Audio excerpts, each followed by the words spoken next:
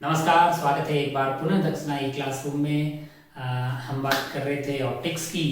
Ray optics के अंदर कार्यक्रम अपना पहुंच गया था रिफ्रैक्शन पे, और रिफ्रैक्शन में हमने 2 लेक्चर किए हैं। इसमें से पहला अपने रिफ्रैक्शन में देख चुके थे अपरेंट डेप्थ टाइप वाले सवाल, और दूसरे में अपन देख चुके हैं तो सेकंड वाले में हमने देखा था शिफ्ट ड्यू टू स्लैब, मतलब जो है रिफ्रैक्शन की 2 तरह की वैरायटी के सवाल अपन देख सकते हैं कि अपरेंट डेप्थ वाले सवाल अपन देख चुके हैं, और shift due to a slab, rectangular slab जो है उस पर पूरी पीएचडी हमने लास्ट वाले लेक्चर में की है। हमको पढ़ना चाहिए अब यहाँ पे आगे। एक छोटी सी बात करते हैं, principle of reversibility of light, यानी बुकलेट वगैरह में कहीं आपने देखा होगा 2 लाइन की बात है, तो मैं ऐसे ही मतलब बीच में कहीं है तो बता देता हूँ, लोग बोलेंगे भाई साहब पता या नहीं है ना। चलिए तो देख लेते हैं principle of reversibility of light. Principle of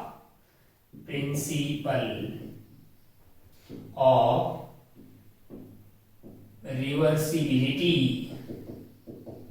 of light कुछ नहीं है भाई, तो ऐसे टाइम पास ऐसे ही बता दे रहे हैं। ओरिजिनल काम तो अपने को पढ़ना है टोटल इंटरनल रिफ्लेक्शन, उस पे मैं जाता हूँ फ्रैक्शन ऑफ सेकंड्स के अंदर, तुरंत इसको देख लेते हैं। जैसे मान लीजिए अगर आप ध्यान से देखें तो पहले अपन ने क्या पढ़ा था, रिफ्लेक्शन पढ़ा था। अगर आपको याद हो तो हमने सबसे पहले क्या पढ़ा था, रिफ्लेक्शन पढ़ा था, फिर पढ़ा अपन ने रिफ्रैक्शन। तो अगर आप ध्यान से देखो ना तो आपके पास ये थी इंसिडेंट रे, और ये टप्पा खाने के बाद में इधर की तरफ भाग गई थी, ये थी रिफ्लेक्टेड और ये थी इंसिडेंट। अब मैं है ना कल को मैं ऐसा करूं कि यार है ना जो ये रिफ्लेक्टेड रे है इसी की डायरेक्शन में मैं एक इंसिडेंट रे ले आऊं, मतलब ऐसे ले आऊं, तो क्या वो टप्पा खा के वापस आई की डायरेक्शन में चली जाएगी।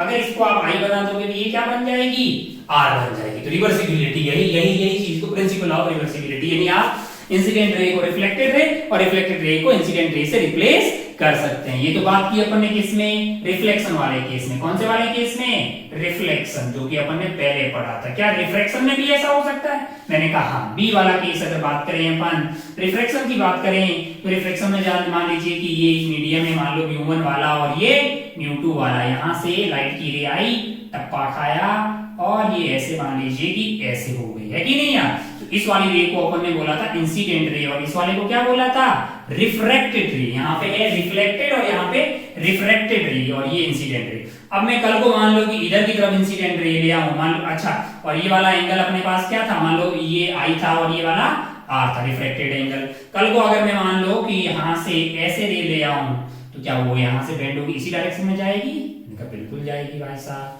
है कि नहीं यार। μ2 into sin r must be equal to μ1 into sin r। तो आप जो है इंसिडेंट रे को रिफ्लेक्टेड रे से और रिफ्लेक्टेड रे को इंसिडेंट रे से रिप्लेस कर सकते हैं। इसी चीज को प्यार से क्या बोला गया, principle of reversibility of light, यानी कि आपस में आप जो है रिवर्स कर सकते हैं, यानी कि आई को आर से और आर को आई से रिप्लेस कर सकते हैं, कोई फर्क पड़ने वाला नहीं है। तो एक छोटी सी बात थी, बुकलेट वगैरह में लिखी हुई, लोगों ने पूछा तो हमने बता दिया कि भाई मतलब कोई बहुत बड़ी चीज है क्या, नहीं है, लेकिन बहुत आसान सी बात है, ठीक ठाक कॉन्सेप्ट है कि भाई चीजों को उल्टा कर सकते हैं। अच्छा भाई साहब हम बढ़ते हैं आगे।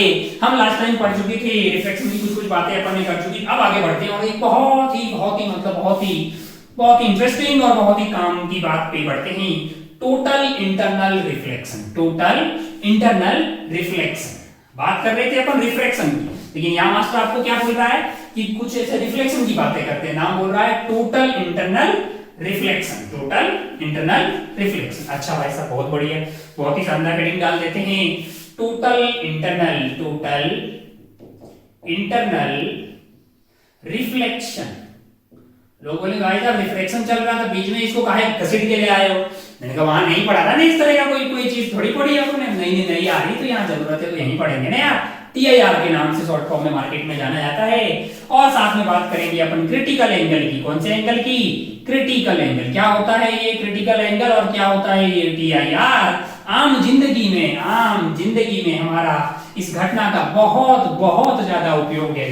अब आप बोलो इतना क्या उपयोग है, मतलब क्या होता है इसमें और कहाँ ये काम आता है। मैंने कहा पहले तू थोड़ा सा समझ कि भाई ये होता क्या है कि नहीं है, फिर मैं बताता हूँ कि आम जिंदगी में कहाँ ऐसी बहुत सारी जगहें हैं, कहाँ ऐसा होता है। जैसे हम मान लीजिए कि हमारा जो इंटरनेट आ रहा है, जैसे ऑप्टिकल फाइबर कनेक्शन से हैं, जितने भी हम लोग बात कर रहे हैं फोन से, वो जितने भी टावर्स हैं वो आपस में कनेक्टेड होते हैं ऑप्टिकल फाइबर से, जो कि बहुत तेज रफ्तार से सिग्नल को एक स्थान से दूसरे स्थान पे ट्रांसफर करते हैं। तो और जो इंटरनेट जियो का फाइबर ऑप्टिकल नेटवर्क बनाया गया है देश में, या आपके गांव में हर गांव की ग्राम पंचायत को जो है सेंट्रल गवर्नमेंट ने एक ऑप्टिकल फाइबर नेटवर्क से कनेक्ट किया है ताकि डेटा जो है वो दूर दराज के गांव में भी ट्रांसमिट किया जा सकता है बहुत तेज रफ्तार से। तो एक तरह से मतलब बहुत अच्छा है। वैसे अगर अपन मेडिकल के पॉइंट ऑफ व्यू से देखें तो मेडिकल के उपयोगों में बॉडी के इंटरनल पार्ट्स का फोटो वोटो खींचने में भी, जैसे एंडोस्कोपी की बात करें तो उसमें टीआईआर का उपयोग होता है।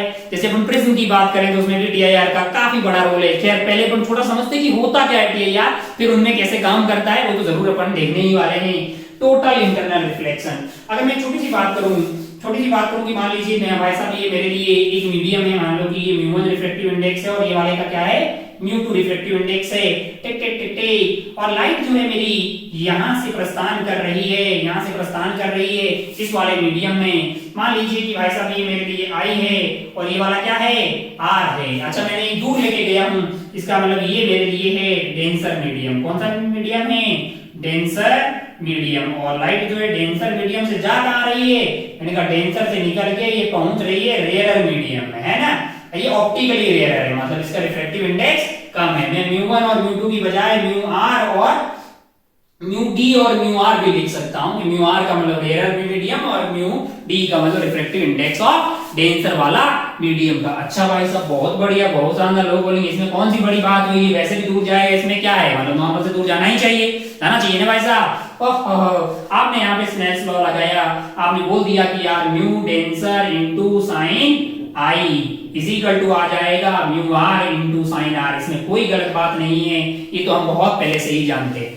फिर अगर मैं ध्यान से देखूं तो म्यू डी बड़ा हुआ है, म्यू डी बड़ा है और आई को मैं बड़ा करने जा रहा हूं, तो ये वाली क्वांटिटी बहुत बड़ी हो जाएगी क्या? ये बड़ी होती जाएगी। क्या म्यू आर कम है? मैंने कहा हाँ। इसको इसके बराबर होना पड़ेगा, क्या आर को बहुत तेजी से बड़ा होना पड़ेगा? लॉजिकली लग रहा है कि नहीं लग रहा? मैंने क्या किया, मैं क्या कर रहा हूं कि इस आई को थोड़ा सा बड़ा कर रहा हूं। आई को मैंने बड़ा करता गया, आर बढ़ता गया।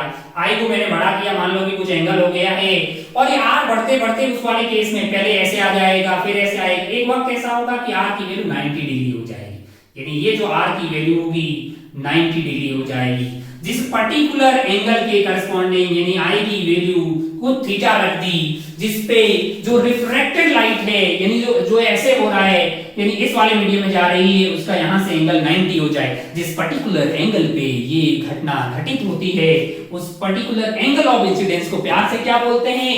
Critical angle. उसको प्यार से क्या बोलते हैं? Critical angle. ये छोटी सी बात आपको समझ में आएगी, जब हमारे पास जो लाइट है वो डेंसर मीडियम से रेयर मीडियम की तरफ प्रस्थान करती है तो धीरे धीरे आप आई को बढ़ाते हैं तो आर बहुत तेज रफ्तार से बढ़ने लगता है और एक वक्त ऐसा आता है किसी पर्टिकुलर आई के करस्पॉन्डिंग जो रिफ्रैक्टेड लाइट है यानी जो एंगल ऑफ रिफ्रैक्शन है वो 90 डिग्री हो जाए। अब लोगों ने बोला मेरा दिल नहीं भरा, मैं तो आई को और बढ़ाना चाह रहा हूं। मान लो कि तूने आई को थीटा सी से भी बढ़ा रखा, थीटा सी से बढ़ती। थीटा सी क्या है? क्रिटिकल एंगल, वो वाला आई की वो वाली value for which r is equal to 90 degree. यानी कि जब आई की वैल्यू थीटा सी हो जाएगी तब आर की वैल्यू क्या हो जाएगी? 90 डिग्री। और जिस आई की करस्पॉन्डिंग ऐसी घटना घटित होती है उसी आई को प्यार से क्या बोला गया? क्रिटिकल एंगल बोला गया। अच्छा भाई साहब बहुत बढ़िया। मैंने कहा अगर इससे भी ज्यादा पे मैं वहां से मान लो लाइट को लेके आ गया, यहाँ पे जो ये आई है ये वाला जो आई है ये क्या है? थीटा सी से बड़ा है, तब क्या ये लाइट जो है टप्पा खाने के बाद में वापस इधर आ जाएगी, यानी ये इधर से गई है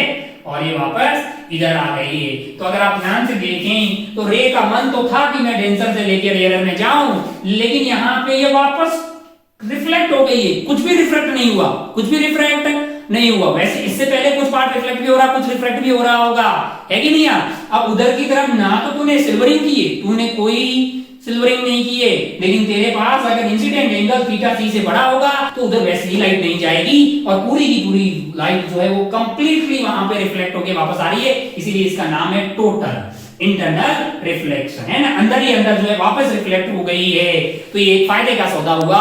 लेकिन ऐसा तभी हो सकता है जब लाइट डेंसर मीडियम से कहां जा रही हो? Rare medium. और उसमें भी जो एंगल ऑफ इंसिडेंस है यानी उसमें भी जो एंगल ऑफ इंसिडेंस है उसकी वैल्यू क्या होनी चाहिए? क्रिटिकल एंगल से बड़ी होनी चाहिए। थोड़ा थोड़ा आपको समझ में आया कि जब लाइट जो है डेंसर मीडियम से रेयर मीडियम में जाती है तो जैसे जैसे आप आई को बढ़ाते हैं, इन सब बातों को आप लिखते रहें हिंदी भाषा में, जैसा आपकी भाषा में जो समझ में आ रहा हो उसको बिल्कुल लिखते रहें कि जैसे when light moves from denser medium to rarer medium on increasing i, जैसे जैसे आप आई को बढ़ाएंगे वैसे वैसे आर बढ़ता जाएगा, आई की एक वैल्यू आएगी जिसके करस्पॉन्डिंग आर की वैल्यू 90 डिग्री हो जाती है, उसी आई की वैल्यू को प्यार से क्रिटिकल एंगल बोला जाता है। प्यार से उसको क्या बोला जाता है? क्रिटिकल एंगल बोला जाता है। अच्छा भाई साहब, बहुत बढ़िया, बहुत ही शानदार।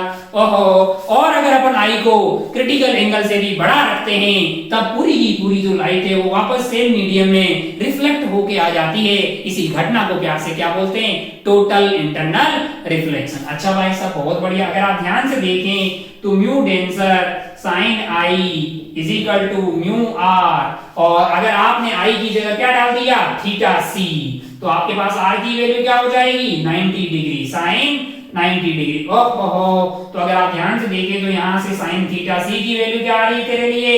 ये आ जा रही है mu r divided by mu d, और वैसे आना भी चाहिए क्योंकि साइन थीटा की वैल्यू 1 से कम होगी, म्यू डेंसर ऊपर हो ही नहीं सकता है, तब तो 1 से बड़ा हो जाएगा ना, साइन थीटा 1 से बड़ा पॉसिबल नहीं है। अच्छा भाई साहब, बहुत बढ़िया, बहुत ही शानदार। ओहो, तो मेरे लिए जो क्रिटिकल एंगल होगा इसको मैं लिखूंगा sine inverse of mu rare divided by mu denser. ये मेरे लिए क्या आ गया है? किसी भी दो जो है मीडियम के बीच का क्रिटिकल एंगल है कि नहीं है? अच्छा भाई साहब, अब अगर आप इस एंगल से ज्यादा पे लाइट को भेजेंगे तो लाइट जो है पूरी की पूरी वापस डेंसर मीडियम में रिफ्लेक्ट होके आ जाएगी। इसी घटना को प्यार से क्या बोला गया? Total internal reflection. आगे से अपन इसका नाम टीआईआर बोलेंगे ना, टोटल इंटरनल रिफ्लेक्शन बार बार नहीं बोलेंगे। अगर टीआईआर कितना बढ़िया तो लग रहा है यार। ओहो, अब लोग बोलेंगे भाई साहब आम जिंदगी में आप बोल रहे थे बड़ा उपयोग है इसका, कहाँ उपयोग है? जैसे आप डायमंड वायमंड के बारे में बात करते हैं, है कि नहीं यार? डायमंड का नाम सुने हो आपने? हीरे के बारे में सुना होगा, हमारे पास कोई न उनका हीरा हुआ करता था, ये वो है, डायमंड की माइन से खूब सारा अपन डायमंड के बारे में ज्वेलरी लोग बनाते हैं, बड़ी चमकीन टाइप की दिखती है, मतलब उसमें लाइट वाइट बहुत अच्छी से दिखती है। क्यों होती है ऐसा? अब जरा ध्यान से देखिए, उसको इस तरह से कट किया जाता है, इस तरह से कट कर दिया जाए, मान लो कि इसमें लाइट घुस जाए और वो अंदर ही अंदर अंदर ही अंदर अंदर ही अंदर अंदर ही अंदर रहेगी, तो क्या हमको वो जो है उसमें बहुत सारी लाइट आती हुई दिखाई देगी? क्या वो हमको जो है जैसा चमकीन बनता हुआ दिखाई देगा? इसीलिए अपन जो है डायमंड को यूज करते हैं कि नहीं यार? और उसका जो क्रिटिकल एंगल है उसको एडजस्ट किया जा सकता है अलग अलग जगह से कट लगा के, तो वो प्रोफेशनल तरीके से काटा जाता है। ऐसा नहीं कि कहीं से बीच में चीरा फाटा लगा दिया, उसको इस तरह से काटा जाता है कि जो है क्रिटिकल एंगल जो है वो बहुत कम आ जाए, ताकि लाइट जिस भी एंगल से जाए वो अंदर ही रहे। एक बार अंदर गई हुई लाइट अंदर ही रहेगी तो आपको जो है चमकता हुआ प्रतीत होता है। इसलिए आप जो है आप जो भी आभूषण बनाते हैं उसमें इसका उपयोग करते हैं। अच्छा भाई साहब, एक बात समझ में आई कि हाँ यार डायमंड के केस में बहुत इंपॉर्टेंट है। डायमंड के अंदर एक बार लाइट अगर घुस गई तो मान लीजिए कि फिर उसके बाद वो अंदर ही अंदर, क्योंकि डायमंड का रिफ्रैक्टिव इंडेक्स ज्यादा है और एयर का रिफ्रैक्टिव इंडेक्स कम है, तो फिर लाइट अंदर ही अंदर रहेगी, क्योंकि जैसे ही टकराएगी किसी भी पॉइंट पे उसका जो एंगल ऑफ इंसिडेंस है वो क्रिटिकल एंगल से ज्यादा हो जाएगा, तो फिर लाइट कभी बाहर आ नहीं पाएगी, तो अंदर ही अंदर ऐसे घूमती रहेगी, तो डायमंड अपने को ऐसा चमकीन बनता हुआ दिखाई देगा। लोग बोले अच्छा लगा भाई साहब, बहुत बढ़िया, बहुत शानदार, और कोई एग्जांपल बताओ। मैंने कहा एक ऑप्टिकल फाइबर की बात करते हैं। किसकी? ऑप्टिकल फाइबर की। क्या चीज है? बेसिकली एक पतला सा, बहुत पतला है, हम इसको मोटा करके बना रहे हैं, है ना? और इसके अंदर वाले पार्ट को अपन कोर बोलते हैं। क्या बोलते हैं? कोर बोलते हैं। कई सवालों में आपको दिखाई देगा। ऊपर एक रहती क्लैडिंग, क्या होती है जरा ध्यान से देखें। ये वाला जो है ये डेंसर मीडियम होगा और ये होगा, ये जो क्लैडिंग रहती है, ये जो भी क्लैडिंग रहेगी, ये बेसिकली इसका जो रिफ्रैक्टिव इंडेक्स होता है वो कम होता है, यानी अंदर वाले का ज्यादा होता है और बाहर वाले का कम होता है। मान लीजिए कि एक बार लाइट इसके अंदर घुस गई और हर बार जो है, हर बार ये जो जहां से इंसिडेंट एंगल हो रहा है वो टीआईआर एंगल जो है वो यहाँ पे ये जो एंगल है वो अगर क्रिटिकल एंगल से बड़ा हुआ तो क्या लाइट कभी बाहर जा पाएगी? नहीं। अच्छा, बाहर वाला रेयर क्यों रखते हैं? रेयर रखेंगे तभी ना टीआईआर हो पाएगा। अगर बाहर वाला डेंसर हो गया तो लाइट तो कट, लेकिन यार ये होगा कब? जब लाइट डेंसर से लेके रेयर की तरफ जा रही हो और इंसिडेंट एंगल जो है वो थीटा सी से बड़ा हो, है कि नहीं यार? ओहो, टिक टिक टिक टिक टिक टिक टिक टिक टिक, तो क्या ऐसे चलती रहेगी? तो क्या एक लाइट का सिग्नल जो है वो यहाँ से यहाँ तक जा सकता है? मैंने कहा हाँ, और बहुत सारे ऐसे सिग्नल होंगे जो लाइट के साथ ऊपर इंपोज करेंगे, मतलब बहुत सारी टेक्नोलॉजी होती है उसमें। तो इस तरह से हम सिग्नल को एक जगह से दूसरे जगह पे बहुत तेज रफ्तार से चला सकते हैं। आप जानते हैं कि वैक्यूम के अंदर लाइट की रफ्तार होती है 3 × 10⁸ मीटर पर सेकेंड, और कोई मीडियम होगा तो डिवाइडेड बाय म्यू कर दीजिए, है कि नहीं यार। तो बहुत तेज रफ्तार से सिग्नल को भेजा जा सकता है। जैसे हम बात करते हैं, फोन पे बात करते हैं ना, हम और आप जो भी फोन यूज करते हैं, क्या वो सैटेलाइट पे काम करता है? मैंने कहा नहीं, उसके लिए सैटेलाइट की कतई जरूरत नहीं है। वो टावर से लेकर टावर के बीच में कम्युनिकेशन होता है। जैसे मैं यहाँ पे फोन से कुछ भी नंबर डायल कर रहा हूँ, है ना, आप भी अपने दोस्त लोगों के नंबर डायल करते हैं, तो इसकी जो इसका जो ट्रांसमीटर होता है, इसका जो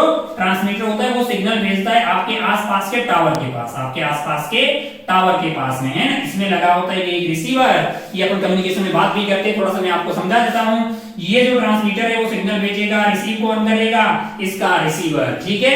और दुनिया के देश भर के तमाम टावर जो हैं आपस में फाइबर ऑप्टिकल फाइबर नेटवर्क से कनेक्टेड होते हैं, तो ये सिग्नल जो है तुरंत तमाम जो है टावर्स के पास पहुंच जाता है। और मान लीजिए कि तूने फोन किया मुंबई से, दिल्ली में आपका दोस्त या जो भी है आपका वो वहां पे है, तो आपके पास दिल्ली जो बगल में उसके जहां पे नंबर एक्टिव होगा उसके बगल में जो भी टावर होगा वो वहां पे मतलब जो है वेव्स को सिग्नल यहां से ट्रांसमीटर लगा होगा जो सिग्नल को भेज देगा, और वो सिग्नल जो है तेरे फोन के रिसीवर पे आ जाएंगे और तेरे को मतलब जो है वो जो भी कॉल थी वो तेरे पास पहुंच जाएगी, जो भी वॉइस या वीडियो जो भी आप कर रहे हैं वो आप तक पहुंच जाएगा। इसमें कहीं भी दूर दूर तक सैटेलाइट का कोई उपयोग नहीं हुआ। हम लोग जो यूज करते हैं उसमें सैटेलाइट का कतई कोई उपयोग नहीं है। सैटेलाइट फोन अलग तरह के होते हैं ना, सैटेलाइट फोन में पुलिस वगैरह इंटेलिजेंस को यूज करते हैं, वो तरह के जो फोन होते हैं उसको सैटेलाइट फोन हम लोग यूज करते हैं, उसमें इनकी जरूरत होती है। इनफैक्ट देश के तमाम जो है टावर्स हैं वो आपस में कनेक्टेड रहते हैं, देश के ही नहीं दुनिया के सारे टावर्स। अगर आप यहाँ से यूएसए भी फोन करते हैं तो वो भी एक ऑप्टिकल फाइबर नेटवर्क के थ्रू ही सिग्नल जाता है। हाँ भाई, समंदर के अंदर भी है कि नहीं यार, है ना। तो ऐसा होता है, आप चेक भी कर सकते हैं इंटरनेट पे जाके। सैटेलाइट कम्युनिकेशन अलग तरह का होता है। खैर अपन जब ग्रेविटेशन पढ़ेंगे, सैटेलाइट के बारे में बात करेंगे तो वहां पे भी इसकी दोबारा से लौट के बातें आएगी, है कि नहीं यार, है ना। ट्राई करके इंडिया में एक अथॉरिटी है जो इनको मैनेज करती है, रेगुलेट करती है, telecom regulatory authority of India, right. खैर अपन थोड़ा सा रास्ता भटक गए, आपको एक बात समझ में आ गई, काफी इंटरेस्टिंग चीज है। अच्छा, क्या इसका कोई मेडिकल उपयोग भी है? मैंने अच्छा, ऑप्टिकल फाइबर के बारे में और अगर आपको ज्ञान लेना है तो आप एचसी वर्मा में इसके बारे में पढ़ सकते हैं, ठीक है। मैंने आपको मोटा मोटा आइडिया दे दिया है, बहुत बढ़िया, बहुत शानदार। अब अगर अपन ध्यान से देखें और कहीं उपयोग होता है, मैंने कहा एंडोस्कोपी जानते हो? ये बेसिकली क्या होता है कि मान लो कि अपने पेट के अंदर डाइजेस्टिव सिस्टम में कुछ मान लो कि ऑपरेशन करना हो या डॉक्टर को कुछ देखना हो, जो इंटरनल पार्ट्स होते हैं, तो वहां देखने के लिए अब क्या सीधा चीरा थोड़ी लगा देंगे यार। वो क्या करते हैं कि एक ट्यूब डालते हैं ना, जिसमें लाइट भेजी जाती है और उसमें कैमरा लगा होता है। वो क्या करता है, अंदर जाता है अपने यहाँ से अंदर की तरफ जाके वो फोटो लेता है और वहां से सारा बल्ब, और उसमें जो लाइट जाती है वो टिक टिक टिक टिक टिक टिक ऐसे जाती है, वापस रिफ्लेक्ट होके आ जाती है। इस तरह का नेटवर्क रहता है। जब वो वापस आ जाएगी तो उससे जो इमेज बनेगी उस कैमरा, इस पूरे सेटअप से हम जो है अंदर के पार्ट्स की इमेज को कैप्चर कर सकते हैं। फिर डॉक्टर साहब जो है अपने हिसाब से उसका आगे क्या डिसीजन लेना है, क्या मेडिसिन देनी है, क्या ऑपरेशन करना है, वो डिसाइड कर पाते हैं। तो इनमें भी इसका यूज होता है। बहुत सारे इंस्ट्रूमेंट ऐसे होते हैं जहां पे टीआईआर का उपयोग हमारी आम जिंदगी में होता है। तो ये तो बातें हुई आम जिंदगी में कहां पे इसका उपयोग है। चलिए बढ़ते हैं हम यहाँ तक। हमारे लिए जो सवालों की बात करें तो हमें ये समझ में आ गया कि भाई साहब, जब भी लाइट जो है डेंसर मीडियम से रेयर मीडियम की तरफ प्रस्थान करती है तो जो है जैसे जैसे आप आई बढ़ाते हैं आर बढ़ता जाता है। एक आई की वैल्यू ऐसी आती है जहां पे आर की वैल्यू 90 डिग्री हो जाती है। जहां आर की वैल्यू क्या हो जाती है, 90 डिग्री हो जाती है। जिस पर्टिकुलर आई के करस्पॉन्डिंग आर की वैल्यू 90 डिग्री होती है उसी आई को प्यार से क्रिटिकल एंगल बोला जाता है। और अगर आप आई की वैल्यू को क्रिटिकल एंगल से बढ़ा रखेंगे तो पूरी की पूरी लाइट वापस रिफ्लेक्ट होके इसी मीडियम में आ जाती है, इसी मीडियम यानी सेम मीडियम में आ जाती है। इसी घटना को प्यार से टोटल इंटरनल रिफ्लेक्शन बोला जाता है। अच्छा भाई साहब, बहुत बढ़िया, बहुत शानदार। और हमारी प्रैक्टिकल जिंदगी में हमने डायमंड की बात की, हमने ऑप्टिकल फाइबर के बारे में बात की, हमने एंडोस्कोपी के बारे में बात की। एंडोस्कोप बेसिकली एंडोस्कोपी उस ऑपरेशन का नाम है, एंडोस्कोप उस इंस्ट्रूमेंट का नाम होता है जो पेट के अंदर डाला जाता है अंदर के पार्ट्स को देखने के लिए। अच्छा भाई साहब, बहुत बढ़िया, बहुत ही शानदार। आगे बढ़ते हैं, छोटी छोटी बातें और करते हैं, है ना। हमने काफी अच्छा लगा कि भाई टीआईआर होता क्या है, समझ में आया अपने को।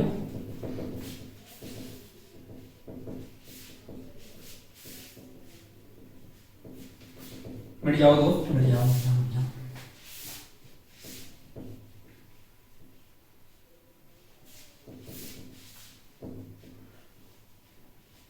बोर्ड को क्या दिक्कत है?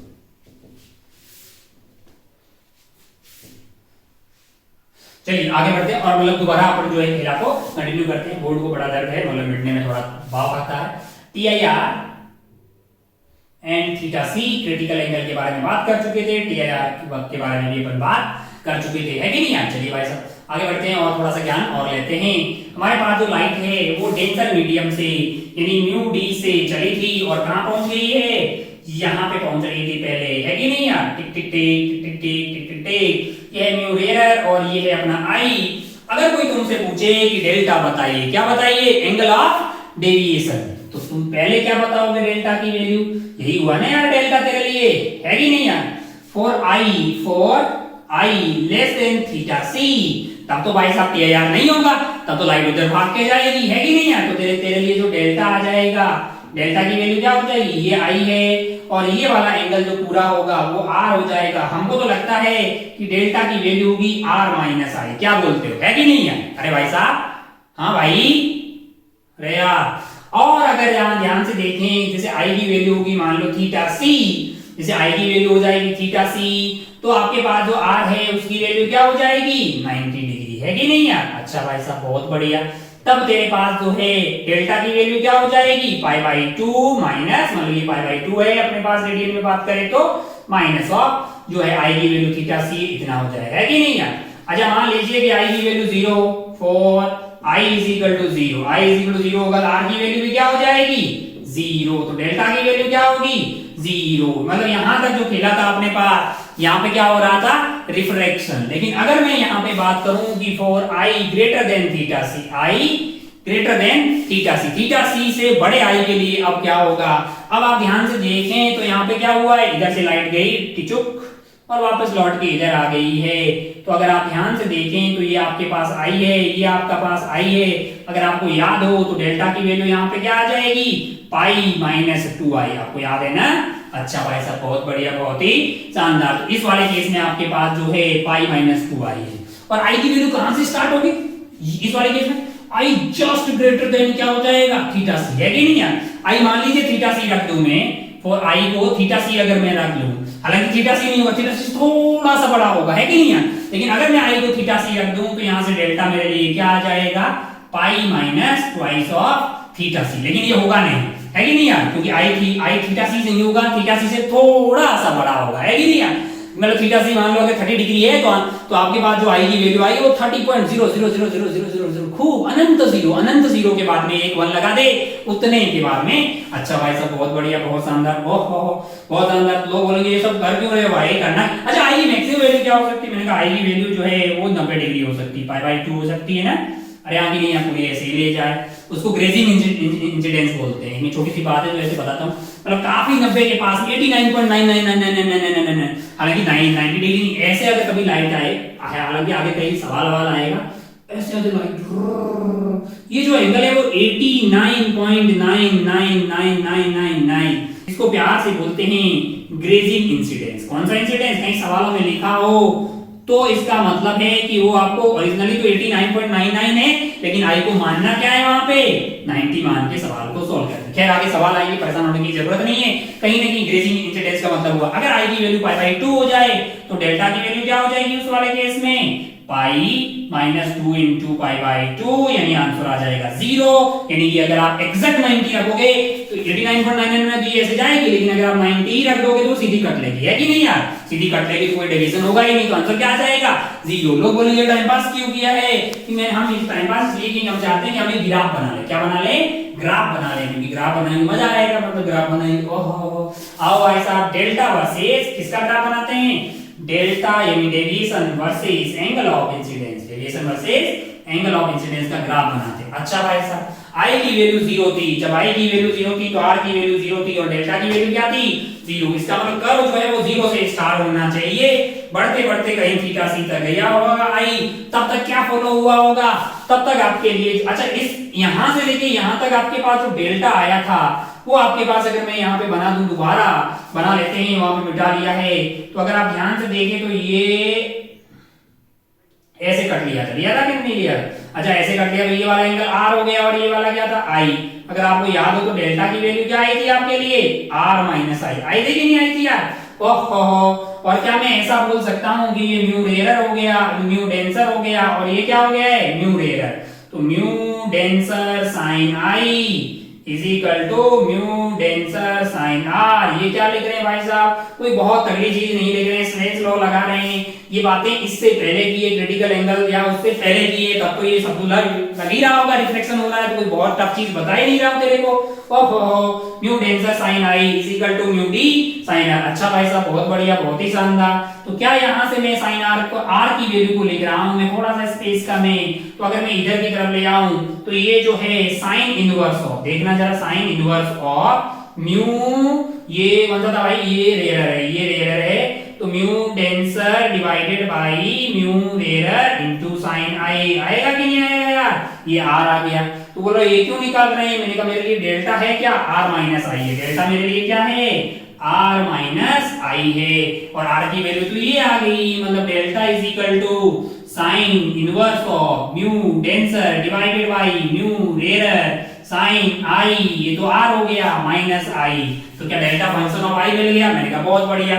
ये कब वैलिड होगा लल्ला? मैंने कहा इसके ये तब होगा जब आई लेस देन इक्वल टू क्या हो, थीटा सी, तब तो ये वैलिड होगा, तब तो ये वैलिड होगा। लोग बोले इससे बड़ा हो गया, तो मैंने कहा फिर तेरे पास डेल्टा की वैल्यू हो जाएगी, यानी ये है पहले थीटा सी से कम हो, और उसके बाद डेल्टा की वैल्यू क्या हो जाएगी अपने लिए, मतलब ये रहा, तो i greater than theta C, delta की वैल्यू जो है वो pi minus 2i, pi minus 2i for i greater than theta C, है कि नहीं यार, greater than equal to pi by 2, है कि नहीं, 90 डिग्री मैक्सिमम हो जाए। अच्छा भाई साहब बहुत बढ़िया, बहुत ही शानदार, मतलब आपके पास जो है दोनों आ गए। अब आपको ग्राफ बनाना है। ग्राफ बनाएंगे तो जब आई की वैल्यू 0 से लेके थीटा सी तक जाएगी तब ये ग्राफ आएगा। तो लो ये ग्राफ तो ना स्ट्रेट लाइन है, ना पैराबोला है, ना एलिप्स है, ना हाइपरबोला है, बहुत उगला टाइप का दिखाई दे रहा होगा, जब लग रहा होगा भाई ये सब क्या है, मतलब ये तो काफी टफ चीज है कि नहीं यार। तो इसका भी ग्राफ बनाया जा सकता है, आप कंप्यूटर में डालें तो ग्राफ बिल्कुल बन के आएगा। इसका जब ग्राफ बना जब ऐसा कुछ आता है, ये पैराबोला नहीं है, बहुत उगला सा है, जो भी है ऐसा कुछ आएगा, है कि नहीं यार। अब और आई की वैल्यू जब ये 0 होगा तो ये 0 आ जाएगा, और आई की वैल्यू जब थीटा सी हो जाए, आई की वैल्यू जब थीटा सी हो जाए, आई की वैल्यू जब थीटा सी होगा तो डेल्टा की वैल्यू क्या हो जाएगी, पाई बाई 2 माइनस थीटा सी, यानी कि ये वाली जो वैल्यू होगी हमारे पास डेल्टा की, ये आ जाएगी pi by 2 minus theta C. Theta C क्या है, क्रिटिकल एंगल। अच्छा भाई साहब बहुत बढ़िया, बहुत शानदार। आई की वैल्यू जस्ट थीटा सी से थोड़ी सी बड़ी हो, थोड़ी सी बड़ी हो तो क्या ये शुरू हो जाएगा, मैंने कहा क्या आएगा, पाई माइनस 2 थीटा सी, जस्ट थीटा सी पे, और थीटा सी के बाद में ये हो। अब अगर आप ध्यान से देखें तो पाई माइनस 2 थीटा से यहाँ का ही हो जाएगा टिट्टे, तो यहाँ पे मैं बना रहा हूँ पाई माइनस 2 थीटा सी, और फिर ये जो है अगर आप देखें तो ये कैसी रेखा आ रही है, एक लाइन आ रही है कि नहीं आ रही, और आपके पास आप देखेंगे तो जो इंटरसेप्ट है वो पॉजिटिव आ रहा है और स्लोप नेगेटिव आ रहा है, तो ये रेखा ऐसी कुछ आ जाएगी यहाँ तक, और यहाँ जब आई की वैल्यू 90 डिग्री हो जाएगी तो डेल्टा की वैल्यू क्या हो जाएगी, 0, तो ये ऐसा आता हो। अब आप ध्यान से देखिए तो ये पॉइंट इसमें इंक्लूड है, यहाँ पे इंक्लूड नहीं है, इसका मतलब यहाँ पे खाली है ना, ये समझ गए ना कि थीटा सी जो है वो इस वाले कर्व का पार्ट है, थीटा सी 0.0001 होगा ना, वहां पे कर्व यहाँ से स्टार्ट हो जाएगा। भाई साहब ये समझ में आया ना कि ये पॉइंट जो है वो इंक्लूडेड नहीं है इस वाले पार्ट पे, लेकिन हाँ अगर आपने थीटा सी प्लस समथिंग यहाँ पे रखा तो ये कर्व हो जाएगा। अच्छा भाई साहब बहुत बढ़िया, बहुत ही शानदार, लोगों को लगा बैठा है सही चीज है, ये तो ग्राफ बना दिया। तो इसके लिए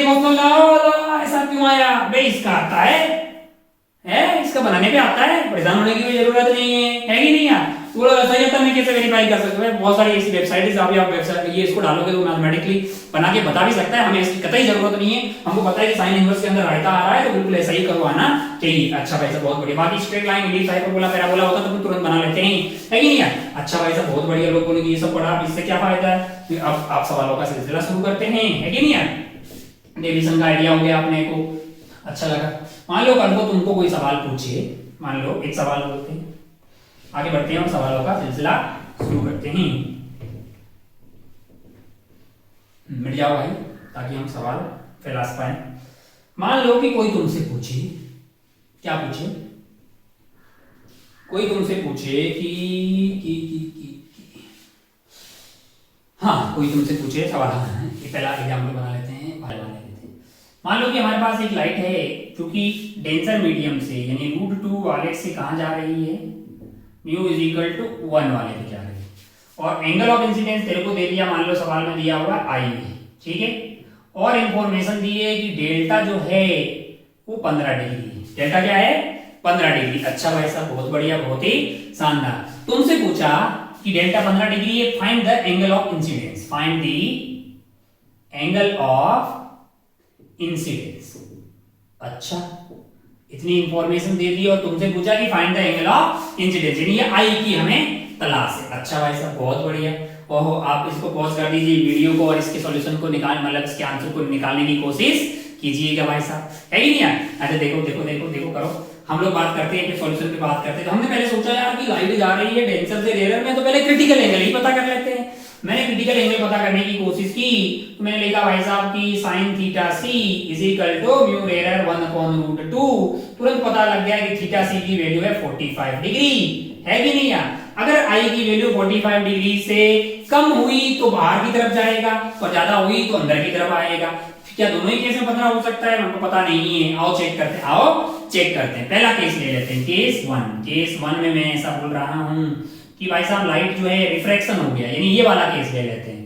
ऐसे चली गई भाई साहब, टिक टिक टिक टिक टिक टिक, ये वाला r आ गया, इसको मैंने एक्सटेंड कर दिया, ये i है तो ये वाला एंगल i हो गया, ये वाला एंगल मेरे लिए डेल्टा हो जाएगा और ये 15 डिग्री हो जाएगा। अगर आप ध्यान से देखो तो r की वैल्यू को आप यहां से लिख सकते हो 15 प्लस i, 15 प्लस i। अच्छा भाई, अरे ये i के बराबर हो गया, डेल्टा 15 दिया हुआ डिग्री, तो आपके पास टोटल जो r है उसकी वैल्यू क्या हो जाएगी? 15 प्लस i। हाँ अच्छा भाई साहब, अगर आप ध्यान से देखें तो आपके पास जो r आया है वो 15 प्लस i हो गया, और बाकी आप क्या कर सकते हैं, आपको तो i की तलाश है, तो क्या यूज कर सकते हैं यहाँ पे आराम से अपन यूज कर सकते हैं स्नेल्स लॉ, यानी कि √2 sin i, √2 sin i must be equal to 1 into sin r, 1 into sin r, और r की वैल्यू है 15 प्लस i। हमको करना है इसको सॉल्व, तो यहाँ पे लिखा हुआ √2 sin i और यहाँ पे आ जाएगा sin 15 प्लस i। क्या इसमें आप sin a प्लस b का फॉर्मूला यूज कर पाएंगे? sin a प्लस b का फॉर्मूला यूज कर सकते हैं आप आराम से, हमको i की तलाश है। अच्छा एक चीज और करें, अगर आप ध्यान से सोचें ना तो i की वैल्यू आपको तुरंत दिख जाएगी। मैं अगर i की वैल्यू 30 डिग्री बोलूं, देख सोच के देख, अगर 30 डिग्री होगा तो ये हो जाएगा 1/2 और ये कट के 1/√2 आ जाएगा, और 30 प्लस 15 हो जाएगा 45, और sin 45 होता है 1/√2। तुरंत मेरे को पता लग गया कि i is equal to 30 degree जो है बेसिकली मेरा एक सॉल्यूशन होगा। क्या i इज इक्वल 30 डिग्री हो सकता है? कहा क्या मैंने ये माना था कि ये बाहर की तरफ जाएगा? मैंने कहा सही बात माना है, तुमने सही माना है, क्योंकि तेरे पास थीटा c 45 डिग्री है और यहाँ पे खेला हो रहा है 30 डिग्री के करस्पॉन्डिंग, तो बिल्कुल सही बात, 30 डिग्री के लिए तो बाहर जाएगी इसे। क्या ऐसा हो सकता है दूसरा कि इसकी रिफ्लेक्शन हो जाए? क्या हो जाए? रिफ्लेक्शन हो जाए, मतलब i की वैल्यू थीटा c से बड़ी हो जाए। अगर i की वैल्यू थीटा c से बड़ी रही, ऐसा कुछ हो गया, तो लाइट वैसे कूद के ऐसे आ जाएगी, टिक टिक टिक, ये i और ये वाला i हो जाएगा। इस केस में आपके पास जो डेल्टा होगा सेकंड वाले केस में, वो डेल्टा हो जाएगा 180 डिग्री, यानी पाई माइनस 2i। क्या आ रहा है ये? 15 degree is equal to 180 degree minus 2i, तो 2i की वैल्यू यहां से क्या आ जाएगी आपके पास? 2i की वैल्यू आपके पास आ जाएगी बेसिकली 180 डिग्री माइनस 15, है कि नहीं यार? अच्छा भाई साहब, तो क्या आंसर आ गया आपके पास?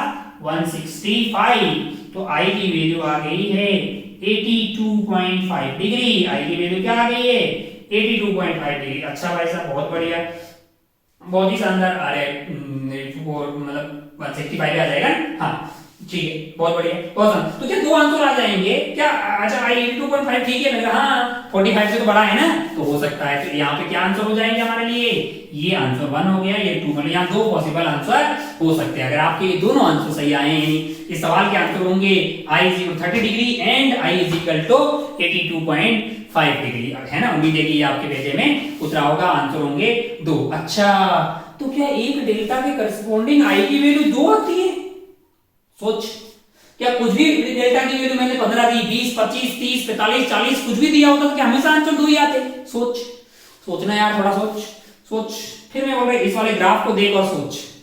मेरे को ऐसा क्यों लग रहा है कि डेल्टा की वैल्यू अगर 0 से लेके π/2 - थीटा c के बीच में कुछ भी होगी, बीच में कुछ भी रख लो, आपको i की 2 वैल्यू आती हुई दिखाई देगी। अगर आपने यहाँ पे कुछ डेल्टा रख दिया है तो आपको I1 और I2 दोनों आएगा, एक आएगा रिफ्लेक्शन के करस्पॉन्डिंग और एक आएगा रिफ्रैक्शन के करस्पॉन्डिंग। उम्मीद है कि ये तेरे पेज में उतरा होगा, है कि नहीं। और अगर आपके पास जो डेल्टा दिया हुआ है उसकी वैल्यू π/2 माइनस थीटा सी से बड़ी हो और इससे छोटी हो, तब तेरे को सिर्फ एक ही वैल्यू आएगी आई की, और ये वैल्यू जो है वो इंटरनल रिफ्लेक्शन के करस्पॉन्डिंग में आएगी। भाई साहब, क्या आपके पेज में ये बातें उतर रही है? ये बातें उतरनी चाहिए, क्योंकि ये काफी अच्छी बात अपन कर रहे हैं। अच्छा, क्या नोट बना के भी अपन इसको लिख सकते हैं? मैंने कहा हाँ, बिल्कुल इसको नोट बना के लिखा जा सकता है। केस 1 कि अगर आपके पास जो डेल्टा है वो 0 से बड़ा हो और लेस देन इक्वल टू क्या π/2 माइनस थीटा सी है, तो i की दो वैल्यू आएगी, है ना। For to values of i, छोटा तो नहीं हो रहा ज्यादा, फॉर टू वैल्यूज i, एक आएगी रिफ्लेक्शन के करस्पॉन्डिंग आएगी और एक आएगी रिफ्रैक्शन के करस्पॉन्डिंग, है ना। यहाँ पे जो i आएगा वो थीटा सी से कम होगा और यहाँ पे जो i आएगा वो थीटा सी से बड़ा होगा। अच्छा भाई साहब, और अगर दूसरा वाला पॉइंट, अगर ऐसा हो यदि जो डेल्टा है उसकी वैल्यू π/2 माइनस थीटा सी, यानी इस वाली वैल्यू से बड़ा हो और less than equal to π-2 theta C हो, तब आपको जो है वन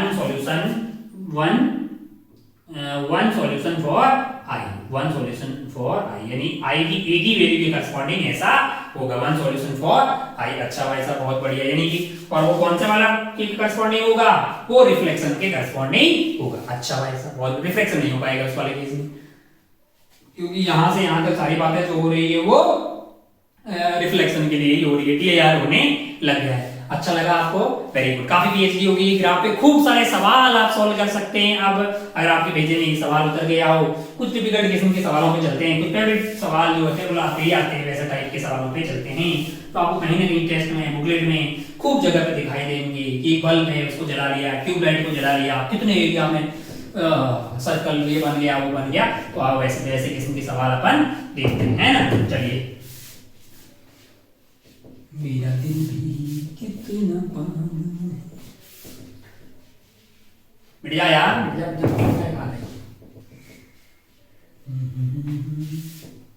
चलिए आइए खेला खेलते हैं।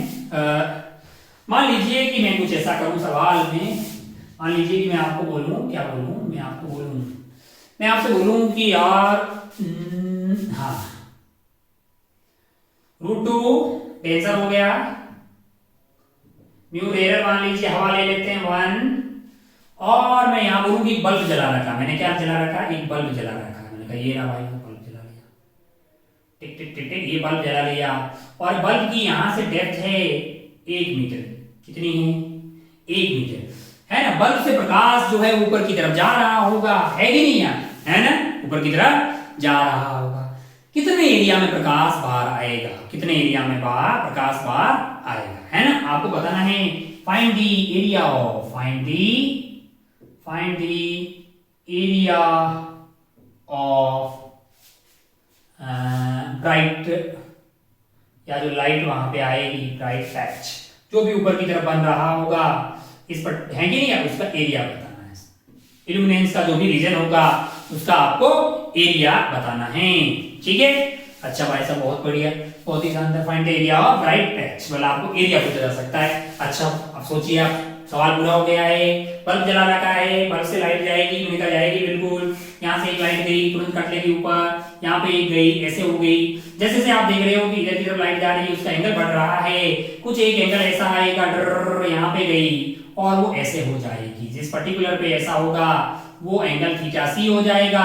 इससे ज्यादा एंगल पे अगर गई तो वापस टप्पा खा के इधर आ जाएगी, इस वाले मीडियम में। ओहो, इसका मतलब ये है कि ये इस रीजन के बीच में जो लाइट होगी वही हमारे बाहर की तरफ आ जाएगी, यानी इस वाले रीजन में जो भी लाइट रहेगी वही बाहर की तरफ आती हुई दिखाई देगी। तो ये थीटा सी की वैल्यू क्या होगी? Sine theta c must be mu rare upon mu two. ओहो, थीटा सी की वैल्यू तो 45 डिग्री आ गई है कि नहीं यार?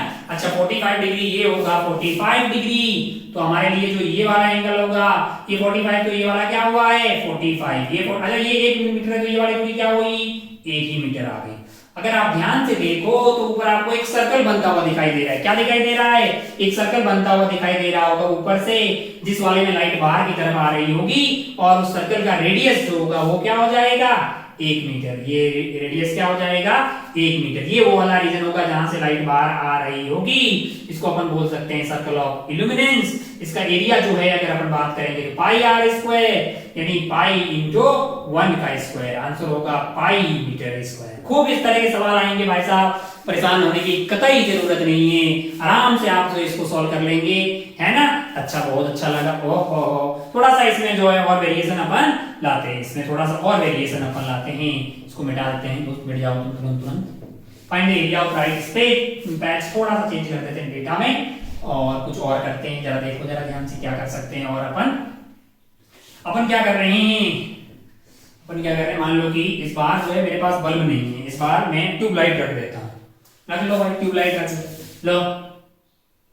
रूटो रूटो 1 म्यू टेंसर म्यू रेयर। अच्छा भाई साहब, बहुत बढ़िया, बहुत शानदार। इस बार हमने क्या किया है कि यहाँ पे एक ट्यूबलाइट रख दी है। पिछली बार बल्ब था, एक पॉइंट सोर्स था। पिछली बार वाला सोर्स कैसा था? Point source. इस बार हमने क्या कर दिया है? एक लाइन सोर्स रख दिया है। किसका?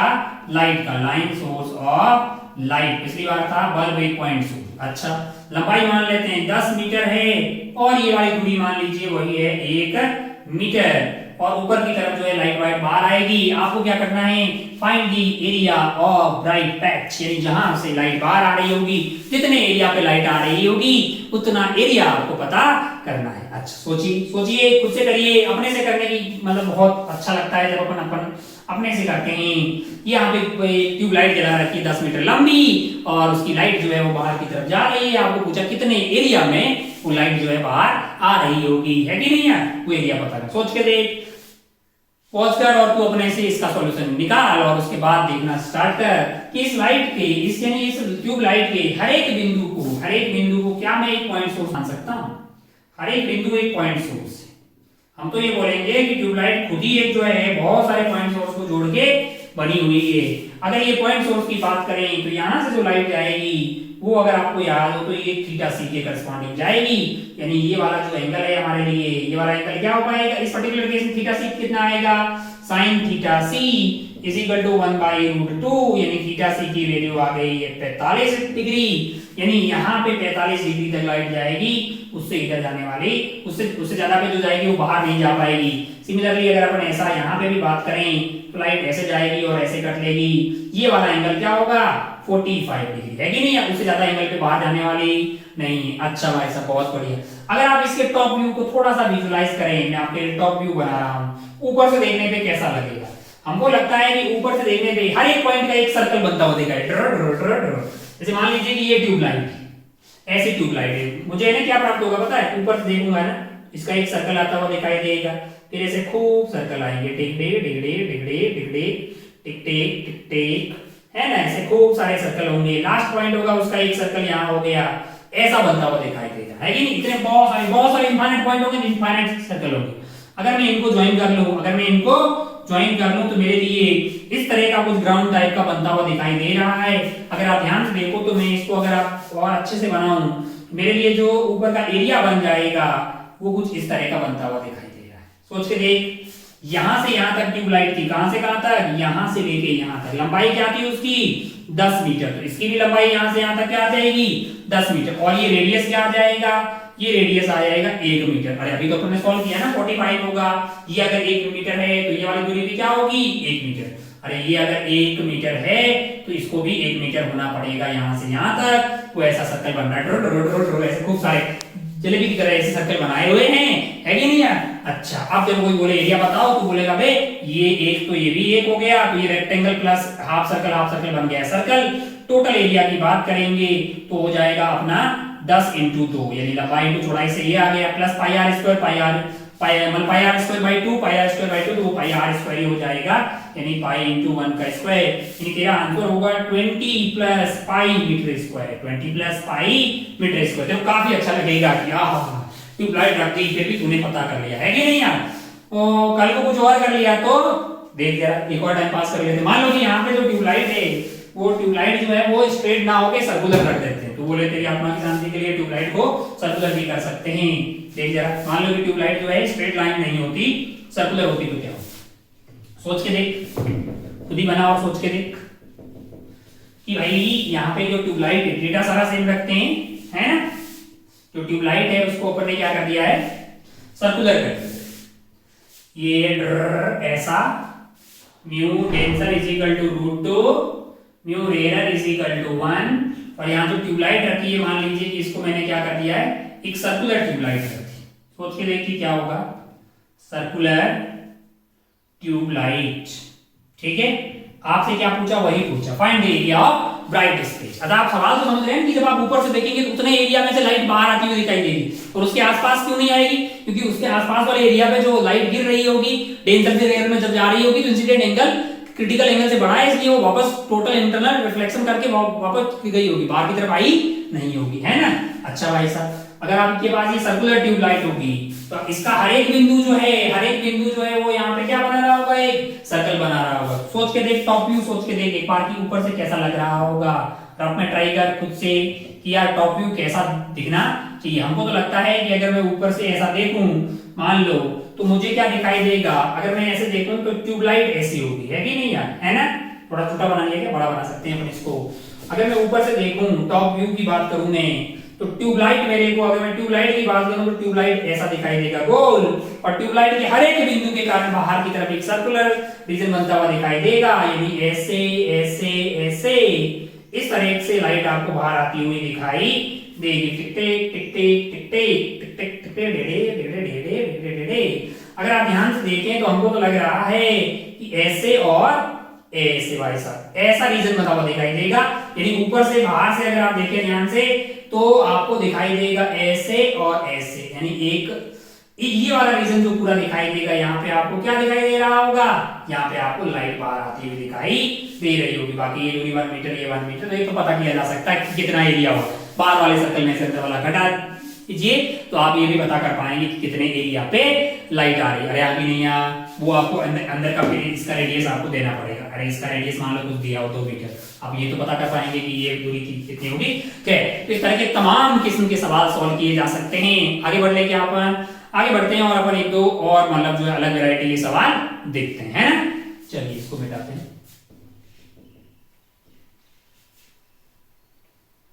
मान लीजिए कि कोई आपसे पूछे, मान लीजिए कि कोई आपसे एक और सवाल पूछते हैं, बढ़िया, हाँ इस तरह का आइटम ले लेते हैं मान लो अपन, ठीक है? ये एयर मान लिया अपन ने, और ये मान लो कोई रिफ्रैक्टिव इंडेक्स म्यू ये हो गया, है ना? एयर का म्यू कितना हो जाएगा? इधर से लाइट आ रही है, ठीक है? और मान लो ये वाला एंगल क्या है, फाई है। इसको बोल दिया मैंने पी क्यू आर। तुमसे कोई सवाल पूछे कि find the range of phi, so that find the range of phi, find the range of phi, ये वाला angle, so that there is, so that light always shows TIR at QR surface, QR surface पे हमेशा TIR show करे। QR surface पे, यानी ये QR surface जो है ना, इस पे हमेशा जो है वो TIR शो करे, ऐसा आपको बोला है। फाई की रेंज निकालनी है, सोच के देख, कर ले अपना अच्छे से, इजी सवाल है। रेंज ऑफ फाई निकालनी है तो लाइट ऐसे गई, यहाँ टकराएगी। अच्छा ये तो I0 R0 सीधी चली जाएगी, है ना? यहाँ गए, हमने सोचा यार पहले मतलब जो है ये एंगल फाई होगा, क्या ये एंगल फाई होगा? मैंने कहा और ये 90 डिग्री होगा तो ये आंसर आ जाएगा 90 माइनस फाई। अब बोल रहा हमेशा TIR शो करे, मतलब कुछ भी आप यहाँ से लाइट कुछ भी ऐसा फाई की ऐसी वैल्यू रखें कि हमेशा मतलब जो ये एंगल बने यहाँ पे 90 माइनस फाई, यहाँ पे TIR हो ही हो, ये TIR हो, मतलब इसका मतलब जो एंगल ऑफ इंसिडेंस इस वाली सरफेस QR पे होगा वो किससे बड़ा होना चाहिए? That must be greater than critical angle. Critical angle पता कर लेते हैं, ये एयर में जा रही है, sin theta c is equal to 1 by √2। तो यहाँ से क्या पता लग गया है कि थीटा सी होगा 45 डिग्री। तो अगर आपको यहाँ पे हमेशा TIR करना होगा तो 90 minus 5 must be greater than 45 degree, है कि नहीं यार? ओहो, ये जो 90 माइनस 5 है, find the range of I so that the light rays always shows TIR, यानी हमेशा TIR शो करेगी, मतलब 90 minus 5 must be greater than 45, यानी कि 90 45 इधर ले आ जाइए, यानी कि 5 must be less than 45 degree. ये तेरे पास आंसर हो गया, बहुत बढ़िया, बहुत ही शानदार। अगर 5 की वैल्यू 45 डिग्री से कम होगी तो हर हमेशा जो है ये लाइट TIR शो करेगी, इसमें कोई बड़ी वाली बात नहीं है ना? आपको को अच्छा लगा भाई साहब? काफी सवाल हो गए, थोड़ा सा आगे बढ़ते हैं, और एक आध सवाल, एक आध वैरायटी जो है और ऐड करते हैं ताकि मजा आएगा, है? अपन ने रिफ्लेक्शन की बात की थी, स्नेल्स लॉ की बात की थी, एक आध स्लैब रखा था, है कि नहीं? अब मैं छोटी सी एक बात और करता हूं, हालांकि बुकलेट वगैरह में ये बातें पहले की होगी, परेशान होने की कतई जरूरत नहीं है। अपन क्या कर रहे हैं कि रिफ्रैक्शन थ्रू मल्टीपल स्लैब्स की बात कर रहे हैं। किसकी? Refraction through multiple slabs, refraction through multiple parallel slabs. अच्छा टाइम पास करते हैं, आओ देखो जरा ध्यान से, मैंने खूब सारी स्लैब्स ली, एक ली, दो ली, पेन की स्याही को क्या हो रहा है भाई साहब? तुम थोड़ा ठीक नहीं चल रहे हो दोस्त, तुमको चेंज करते हैं, मैं टेस्ट करते हैं। मान लीजिए कि ये अपने पास जो है μ1 हो गया, तो बहुत बड़े खतरनाक बात है भाई, μ3 है कि नहीं यार? मान लो कि ये μ4 एंड सो ऑन, इस तरह से खूब सारी स्लैब है। मान लीजिए पहली स्लैब, यहाँ पे लाइट आके टकराई, मान लीजिए कि एंगल ऑफ इंसिडेंस आपको क्या दिया है? I दिया है। अच्छा, लाइट मान लीजिए यहाँ पे टकराई, फिर आगे चली गई यहाँ से, फिर यहाँ टकरा के मान लो कि रिफ्रैक्ट होकर इधर चली गई, फिर यहाँ से ऐसे चली गई। जब आप यहाँ पे स्नेल्स लॉ यूज करेंगे तो क्या आप ऐसा लिख पाएंगे μ1 sin I must be equal to, अच्छा मैं इस वाले एंगल को R2 बोल रहा हूँ, ये वाला एंगल को क्या बोल रहा हूँ? R2। अच्छा ये वाला एंगल R2 होगा तो ये वाला एंगल R2 हो जाएगा, है कि नहीं यार? है ना? अच्छा, और ये वाला एंगल को मैं R3 बोल रहा हूँ, ये वाला एंगल R3 होगा तो ये वाला एंगल क्या हो जाएगा? R3, फिर ये क्या हो गया? R4, ऐसे सो ऑन, अगर जितनी भी स्लैब होगी उसके हिसाब से। μ1 sin I must be equal to, यहाँ पे मैंने स्नेल्स लॉ यूज किया तो μ2 sin R2 आया, μ2 sin R2 मैंने कहा बहुत बढ़िया भाई साहब, बहुत। यहाँ पे स्नेल्स लॉ यूज करते हैं, कहाँ पे? यहाँ पे, तो यहाँ पे आएगा, यहाँ पे μ2 sin R2 must be equal to μ3 sin R3। ओहो, यहाँ पे यूज करोगे तो पहले आ जाएगा μ3 sin R3 that must be equal to μ4 sin R4। अच्छा, ये इसके बराबर है और ये फिर से इसके बराबर है और ये तो इसके बराबर हो गया। अरे ये क्या हुआ? क्या मैं ऐसा नहीं बोल सकता कि म्यू आपके पास जो है इनिशियल वाला इंटू इनिशियल वाला angle must be equal to mu final वाला साइन आर फाइनल वाला, है कि नहीं यार? आई क्या है? इनिशियल वाला एंगल, कौन सा वाला? जहां पे पहले लाइट थी। एफ क्या है? जहां पे फाइनल आप बात कर रहे हैं, है कि नहीं यार? फाइनल वाले मीडियम में। अच्छा भाई साहब बहुत बढ़िया। ऐसा बोल पाएंगे क्या हमेशा? ऐसा बिल्कुल बोल पाएंगे, लेकिन एक चीज है, एक चीज यहाँ पे ध्यान रखनी होगी। सोच के देख, तू कुछ तो सोच के देख कि यार ऐसा कुछ हुआ कि μ3 और μ2 में μ3 जो है रेयर हुआ, μ2 डेंसर हुआ और R2 की वैल्यू क्रिटिकल एंगल से बड़ी हुई, तो क्या लाइट उधर जाएगी? उधर नहीं जाएगी भाई साहब। बीच में क्या कर लेगी? TIR कर लेगी। अगर बीच में TIR कर लेगी तो फिर इधर पहुंचेगी ही नहीं ना। तो ऐसे धोखे वाला सवाल जो है मतलब आ सकता है कि नहीं यार? उधर जाएगी नहीं। अब जरा मैं तुमसे ऐसे ही मतलब सवाल पूछ लेता हूँ, सोच के देख। एक एम्स में आया हुआ सवाल पूछ लेते हैं इसी बात पे। एक मिनट, ये समझ आ गया क्या? बहुत बढ़िया। कोई टफ चीज थी क्या? नहीं थी। एक सवाल अपन देखना चाह रहे हैं।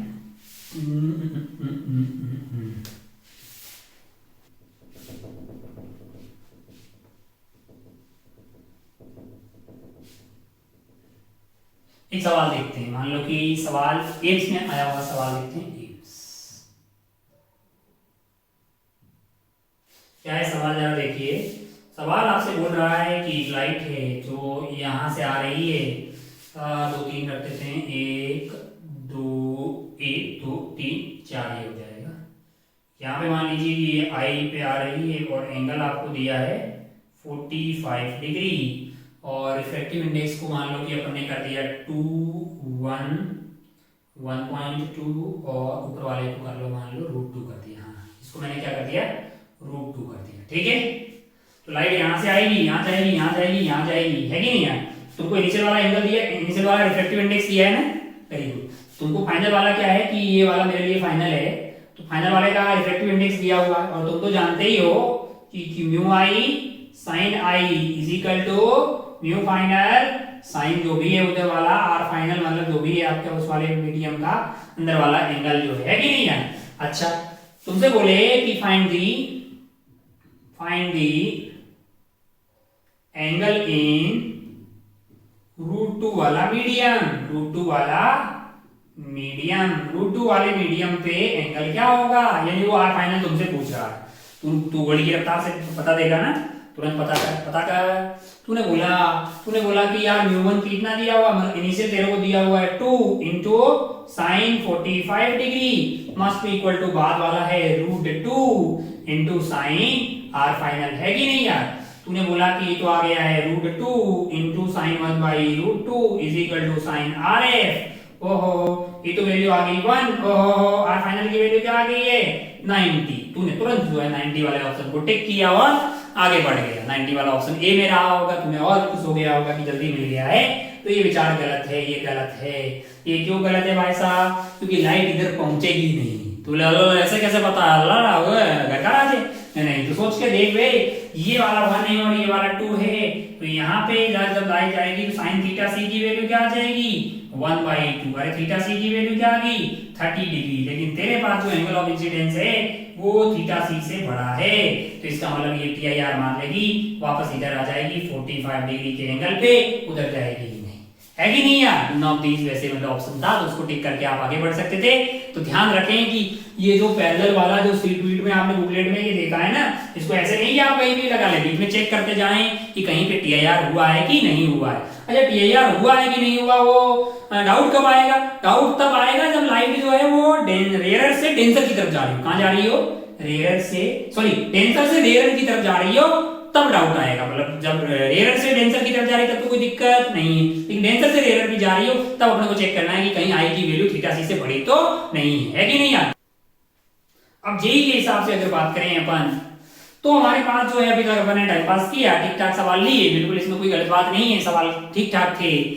थोड़ा सा और अगर मान लो कि एक दिन अपना मन हुए और अभी कभी अपना मन करे कि भाई थोड़ा सा और इसको जो है टफ करते हैं, खेला को टफ करते हैं ना, कि टफ कैसे करेंगे, इनका रिफ्रैक्टिव इंडेक्स को फिर फंक्शन दे देगा, मतलब है कि नहीं यार। तो एक सवाल लेते हैं, है ना, एक सवाल लेते हैं और एक थोड़ी सी और जो है धीरे धीरे लेक्चर के समापन समारोह की तरफ जा रहे हैं, लेकिन थोड़ा सा एक आध टफ सवाल लेते हैं। वैसे टफ नाम की कोई चीज नहीं होती है, बस कॉन्सेप्ट आपका क्लियर हो तो आप आराम से कर पाते हैं। टफ और इजी नाम की कुछ चीज नहीं होती। एक चोमू आदमी के लिए यानी चंपक लाल के लिए हर चीज टफ हो सकती है, एक लॉजिकली समझने वाले के आदमी के लिए फिजिक्स में कुछ भी टफ नहीं लगेगा। बाकी सवाल सॉल्व होना नहीं होना बहुत सारे फैक्टर पे डिपेंड करता है, बट कॉन्सेप्चुअली तू डील हर सवाल को कर पाएगा जो तेरे सिलेबस के दायरे में आते हो, है कि नहीं यार। ऐसा नहीं भाई कुछ भी उठा के कर लेगा, है ना। चलिए भाई साहब, तो एक सवाल लेते हैं अपन जेई में आया हुआ, अगर आप हेडिंग डालना चाहें तो आप डाल सकते हैं रिफ्रैक्शन थ्रू वेरिएबल, या फिर अपन डाल सकते हैं variable refractive index, variable refractive index, है ना। अभी तक रिफ्रैक्टिव इंडेक्स मीडियम की क्या थी, अपन कांस्टेंट मान के चल रहे थे, है कि नहीं है। अपन मान लो कि भाई ऐसा बोलते ही, मान लो एक जो सवाल जेई में आया हुआ है, आईटी जेई में प्रीवियस ईयर में, उसी सवाल को लेते हैं और इसको समझ लेते हैं कि क्या कहना चाह रहे हैं। सब्जेक्टिव में आया सवाल कुछ इस तरह का था, ये y एक्सिस और ये x एक्सिस, ये क्या है y एक्सिस और ये x एक्सिस, यहाँ पे है एयर, क्या है एयर है यहाँ पे, और यहाँ पे कुछ मटेरियल भरा हुआ है, ठीक है। और उस मटेरियल का रिफ्रैक्टिव इंडेक्स जो है y के साथ वेरी कर रहा है। कैसे, इस ऐसे जैसे ऊपर जा रहे हैं वो वेरी कर रहा है, और तुमको दिया हुआ था y इज इक्वल मतलब refractive index is equal to mu is equal to k y की पावर 3/2 प्लस 1, शायद इसी तरह का कुछ फंक्शन था, हाँ 3/2 प्लस 1 का रूट, ठीक है। और k पॉजिटिव कांस्टेंट है, मतलब k की वैल्यू 1 भी दे दी आपको। अच्छा, ऐसा बोल दिया इस तरह से y के साथ वेरी कर रहा है, मटेरियल यहाँ पे भरा हुआ है, कहाँ पे xy प्लेन के अंदर, xy प्लेन के अंदर, है ना। और रिफ्रैक्टिव इंडेक्स y के साथ ऐसे वेरी कर रहा है, अगर आप y की वैल्यू 0 डाल दोगे तो 1 आ जाएगा, है कि नहीं यार, और ऊपर की तरफ जाएंगे तो ऐसे बढ़ रहा है। और लाइट जो इंसिडेंट लाइट है वो ऐसे आ रही है, ऐसे आ रही है कि नहीं है। और ये बोला गया कि क्या है, ग्रेजिंग इंसिडेंट, क्या है, ग्रेजिंग इंसिडेंट। अब तो बोले इसका क्या मतलब है, मैंने कहा ये जो एंगल है ना इंसिडेंट, ये आई, इस आई की वैल्यू स्टाइल मार के 89.99999 है। बोला 90 क्यों नहीं लगी, मैंने 90 रखो तो सीधा उधर कट लेगा, 90 से थोड़ा सा कम है, थोड़ा सा कम इसलिए रखा गया कि भाई लाइट जब यहाँ आएगी तो वो रिफ्लेक्ट मार जाए। अब वो रिफ्लेक्ट मारेगी और फिर ऐसा ऐसे ऐसे कुछ हो जाएगी। हमें क्या, अच्छा हमें क्या पूछा गया, हमें पूछा गया कि ये जो रिफ्रैक्टेड लाइट है, find the path of, find the equation of path of refracted light। पहला सवाल जो मेरे जहन में आया कि ये उधर जाएगी क्यों, आपको कैसे पता कि TIR नहीं हुआ है बीच में, आप तुरंत मान लिया उधर ऐसे की तरफ है। तो एक चीज सोच के देखिए, अब आप पहले आप अगर आपको मानने कि आप अपने सवाल को टिकल करना चाह रहे हैं तो सवाल आप समझ गए कि ग्रेजिंग इंसिडेंस है, मतलब ग्रेजिंग इंसिडेंस का मतलब भी समझ गए कि 89.999 है। न्यू चाहता है कि लाइट उधर जाए और फिर ऐसे चली जाएगी, न्यू इस तरह से वेरी कर रहा है। आपको पूछा है कि जो भी पाथ आएगा इस रेखा का, यानी कि जो रिफ्लेक्टेड लाइट है उसके पाथ की हमें तलाश है। अच्छा भाई साहब, बहुत बढ़िया, अच्छा लगा अपने को, बहुत बढ़िया। आप वीडियो को पॉज करके ट्राई भी कर सकते हैं। मैं आपको हिंट दे दूं कि आपको एलिमेंट लेने की जरूरत है, क्योंकि थोड़ा सा ऐसे बनाया गया है कि आप एलिमेंट लेके इसको सॉल्व कर सकते हैं। अगर एलिमेंट लेना है तो भाई ले लेते हैं हम लोग। यहाँ से गए अपन y पे, यहाँ से गए अपन y पे जाके मैंने छोटा सा एलिमेंट लिया, बहुत छोटा सा है, मैं इसको बड़ा बना रहा हूँ ताकि तेरे को दिखाई दे। dy थिकनेस का एक मैंने एक एलिमेंट लिया है ना। अच्छा, और लाइट इसमें जो बहुत छोटा है, लाइट इसमें ऐसा मान सकता हूँ कि स्ट्रेट लाइन में गमन कर रही है कि नहीं है। अच्छा भाई साहब, बहुत बढ़िया, बहुत ही शानदार। मान लीजिए कि ये वाला एंगल थीटा है ना। अच्छा एक बात बताइए, मैं ऊपर की तरफ लाइट को ऐसे ऊपर की तरफ मांग रहा हूँ, TIR क्यों नहीं कंसीडर कर रहा हूँ, क्योंकि अगर आप ध्यान से देखो ना तो ऊपर की तरफ जैसे जैसे जाएंगे y बढ़ेगा तो ये y की पावर 3/2 ये पॉजिटिव है तो म्यू बढ़ेगा। इसका मतलब लाइट हमेशा जो है रेयर से डेंसर की तरफ जा रही है, तो TIR का सवाल ही पैदा नहीं होता। यहाँ पे TIR का कोई सवाल ही पैदा नहीं होता। अच्छा भाई साहब, बहुत बढ़िया, बहुत शानदार।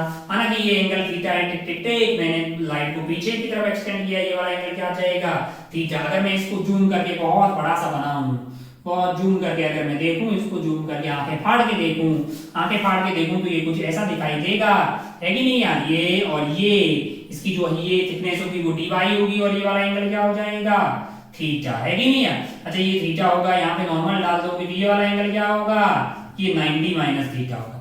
अगर आपको याद हो तो क्या मैं ऐसा कर सकता हूँ कि dy की थिकनेस वाली खूब सारी स्लैब रखी हुई है यहाँ पे, फिर ऊपर एक स्लैब ये वाला स्लैब है, ये तो ऐसे स्लैब ही रखी हुई है, और हर एक का इससे जो नेक्स्ट वाली स्लैब है, यानी काले वाले से जो है लाल वाली स्लैब है, उसका इफेक्टिव इंडेक्स ज्यादा है, इसलिए DIR का सवाल ही पैदा नहीं हो रहा है। अच्छा, मैं ऐसे बहुत सारी कंटीन्यूअस पैरेलल स्लैब रखी हो और बीच में TIR नहीं हो रहा हो तो क्या मैं ये बोल सकता हूँ कि mu i sine i is equal to mu final sine final, है कि नहीं यार। जो भी आपके पास साइन में मतलब जो भी आर वहां पे एंगल है वो फाइनल वाला। अच्छा, अब जो आई है वो इसीलिए तुमको दिया कि तुम जो है इसको 90 मान लो, ये स्टाइल मार के क्या दिया कि तुम जब यहाँ जरूरत पड़े तो 90 मान लो। तो म्यू आई जो है तुम्हारे पास इनिशियली एयर था 1 into साइन आई यानी साइन 90 डिग्री मान लो इसको, और म्यू फाइनल y हाइट पे गए तो यहाँ का म्यू कितना हो गया है, k की वैल्यू 1 डाल दीजिए, यानी कि y की पावर 3/2 प्लस 1 का रूट यानी 1/2, ये तेरे पास आ गया है म्यू फाइनल इनटू साइन। अच्छा, और जो एंगल आएगा वो r जो यहाँ पे आ रहा है r फाइनल, वो क्या होगा, वो आ रहा है साइन 90 माइनस थीटा, क्या बन जाएगा, कोस थीटा। अरे जो r मेरे पास है वो 90 माइनस थीटा है, तो साइन 90 माइनस थीटा मेरे लिए क्या बन जाएगा, कोस थीटा। तो यहाँ से क्या मेरे लिए कोस थीटा की वैल्यू आ रही है, कोस थीटा की वैल्यू को मैं ये वैल्यू आ गई है, तो 1 डिवाइडेड बाई y की पावर 3/2 प्लस 1 का रूट, ये मेरे लिए कोस थीटा आ गया। अच्छा, मैं थोड़ा सा लिख क्यों रहा, मैं चाहता हूँ कि मैं इसी बोर्ड पे पूरा सॉल्यूशन निकाल लूं। अच्छा, कोस थीटा आ गया है, कोस थीटा आ गया, मैंने थोड़ा सोचा कि काश tan थीटा मिल जाता, अरे थीटा मिल गया तो मैं tan थीटा को स्लोप लिख सकता हूं, जो कि उससे हो जाएगा dy/dx। तो मैं समझ गया कि कोस थीटा से tan थीटा निकाला जा सकता है, ये वाले ट्रायंगल में आ जाइए। माना कि ये वाला एंगल थीटा है, cos थीटा मेरे लिए क्या हो जाएगा, ये divided by root of y की पावर 3/2 + 1। अगर ये चाहिए तो क्या करेंगे, अंडर रूट ऑफ इसका स्क्वायर माइनस इसका स्क्वायर किया तो y की पावर 3/2 + 1 - 1, यानी ये आ गया है y की पावर 3/4। आया कि नहीं यार, बचेगा कि 1/y की पावर 3/4। तो मैं क्या यहाँ से tan थीटा लिख सकता हूँ, मैंने कहा tan थीटा की वैल्यू यहाँ से आ जाएगी आपके पास ये डिवाइडेड बाई ये, यानी कि y की पावर 3/4 डिवाइडेड बाई आ गया है 1, और tan थीटा को मैं लिख सकता हूं dy by dx। tan theta को क्या लिख सकता हूं मैं, dy बाई dx। तो अब मेरे लिए जिंदगी आसान हो गई है, क्यों, क्योंकि dy बाई dx की ये वैल्यू आ रही है y की पावर 3/4। अच्छा भाई साहब, अब इसको इधर ले आओ, dy डिवाइडेड बाई y की पावर 3/2, तो ऊपर जाके हो जाएगा y की पावर -3/4, है कि नहीं यार।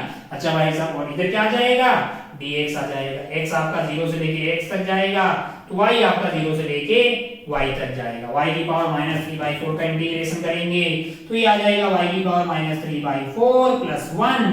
आएगा कि नहीं आएगा, तो क्या हो गया है, y की पावर -3/4 + 1, यानी कि 1/4 हो गया ना यार, 1/4। तो ये आ गया है आपके पास y की पावर 1/4 डिवाइडेड बाई क्या कर देंगे 1/4, और इधर की तरफ क्या आ जाएगा x - 0।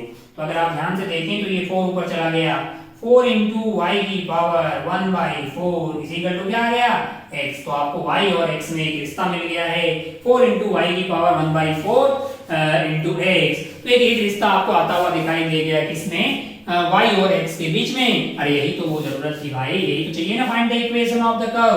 तो आपको equation of the curve y और x में एक रिश्ता मिल गया है, तो यही आपके लिए क्या हो जाएगा, आंसर हो जाएगा। ये सवाल जो है वो IIT में पूछा हुआ था, सब्जेक्टिव वाले पार्ट में आपसे पूछा गया, थोड़ा सा लेंथी है, लेकिन परेशान होने की कतई जरूरत नहीं है। अगर आपके कॉन्सेप्ट क्लियर हो, आप ढंग से एलिमेंट ले पाएंगे, तो तमाम जो है इस तरह के सवाल आप सॉल्व कर पाएंगे। फिर अपन जो है काफी सारी बातें हमने आज के लेक्चर में कर ली है, तो इस क्लास को अभी यहाँ पे समाप्ति की तरफ लेके जाते हैं। उम्मीद है कि आप ईमानदारी से होमवर्क वगैरह कर रहे होंगे, तो आप कॉन्सेप्ट को समझते रहिए, आपसे सारे सवाल टैकल होंगे, इस बात की गारंटी है। ठीक है, जय हिंद, जय भारत, टेक केयर, बाय।